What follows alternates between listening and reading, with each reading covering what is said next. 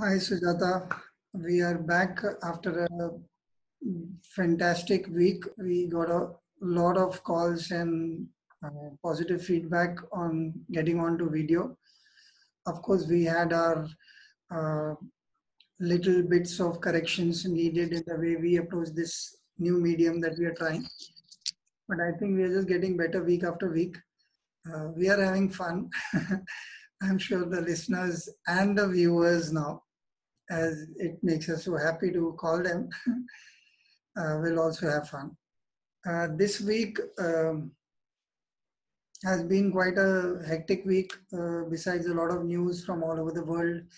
And the place where I stay, a lot of cases are, the number of cases are increasing. So, one of the topics that you and I were talking about, let's talk about why fear um, this week. uh, from an individual perspective, and then we see how it goes. What do you say? Sure. Yeah, I'm fine. I think it's something that is it's I mean it's always deep rooted, but I think at a time like this it's all the more it makes its presence feel all the more is what I would say, and it manifests and comes out in different ways. Yeah, yeah. For all of us, I think it's a collective and an individual problem. Let me start with the fear that I seem to have when I was thinking this morning about what we would speak if this was the subject that I would speak. Uh, First fear that I would have is, uh, if my mind is revealed to the world, um, I would think I'm not adequate enough or capable enough. Uh, there's no particular fear of one kind of thing, one kind of subject that I'm not good enough at. Just that I am not good enough. That is a feeling that I had, uh, that makes me very uncomfortable to say as well, because otherwise on the surface I'm quite confident and I do not carry this fear with me. But since Mm-hmm. this is a topic I was mulling over, this is uh, a perennial, am I good enough at work? Am I good enough for the responsibilities of the family? Am I good enough uh, to be with my friends when they are going through their particular set of challenges? Uh, it keeps uh, varying in terms of subject, but it's there, is there. I may not be afraid of mortality or other big subjects very often. Uh, but these little things, I think if I were to sit and mull over them, they create a huge sense of discomfort. One doesn't know why, because I've just opened the topic to myself as well. I would not know where this is coming from. Does this kind of resonate with you, or do you want to say something on that?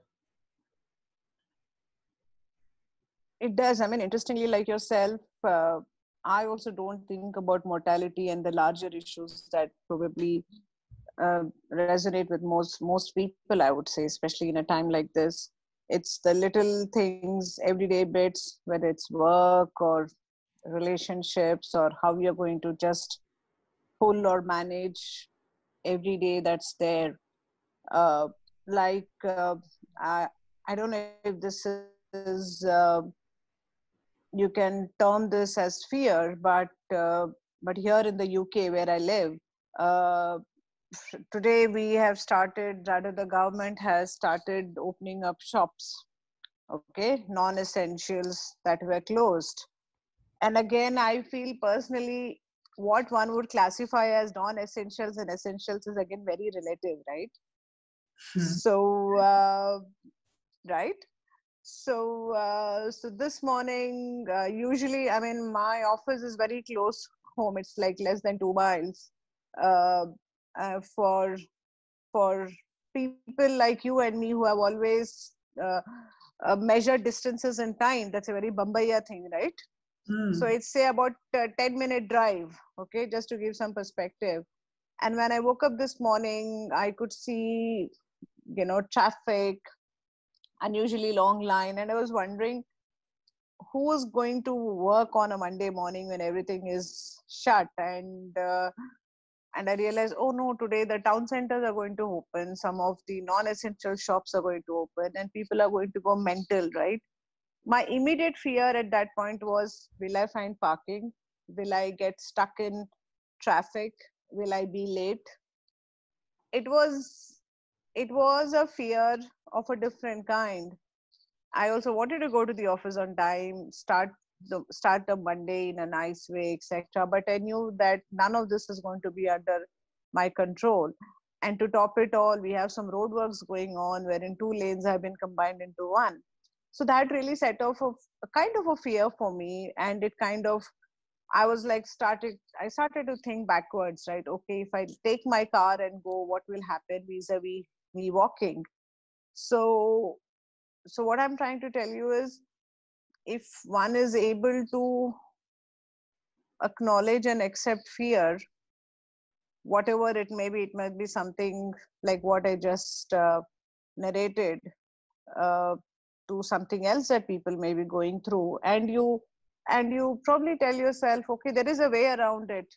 You may not get the solution immediately, but the fact that you're acknowledging fear. So for me, what it tells me is, if you are fearful about something, as long as you're acknowledging it, that it is there, rather than ignoring it, I personally feel it's easier to live side by side, the fear that you have and how you're going to deal with it, rather than completely ignoring it. Okay. Um, do you now, since you opened this can of worms with this last loaded statement, um, do you think we tend to over exaggerate our fears because of the kind of attitude that you said? Once you acknowledge it, uh, you tend to amplify the meanderings of the mind in a negative Yes. sense. So Yeah. how does one put a lid on it if one were to? I'm saying not to suppress it necessarily, but how does one get the sense of control again, if at all? So that will lead to another conversation here. Why do you want to have a sense of control? Why do you want to put a lid? Let it be half open, right? So Uh, it is there. yeah, the discomfort, when you have a discomfort, you not want to have a solution to it of some sort. So that not in the sense of control, like a control freak would, although Hmm. partly maybe that is what it is, but Yeah. the fact that you seem incapable, it starts to eat into other parts of your life. When the parking example is a small example, but sometimes I've seen, I had a friend, and we were going for a meeting. I think in 1 minute, and I'm not exaggerating, she must have changed the radio channel at least 70, 80 times. And she kept changing it. The whole energy in the car was so nervous. And I had to tell her, relax, if you don't like any of the music, but she would hear one snippet, it would change, it would change, it would change. And I do not know whether nervousness and fear can be clubbed together. I'm just giving you a sense of how our minds work inside. That was a manifestation. Obviously, her mind would be working into overdrive of some kind, whatever her thoughts must have been. Since we were professional colleagues, one couldn't say beyond that.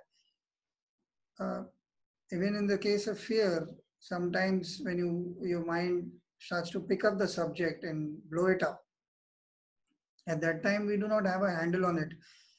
And I, if I were to venture out on a limb, I would say uh, our sanity sometimes tends to get compromised.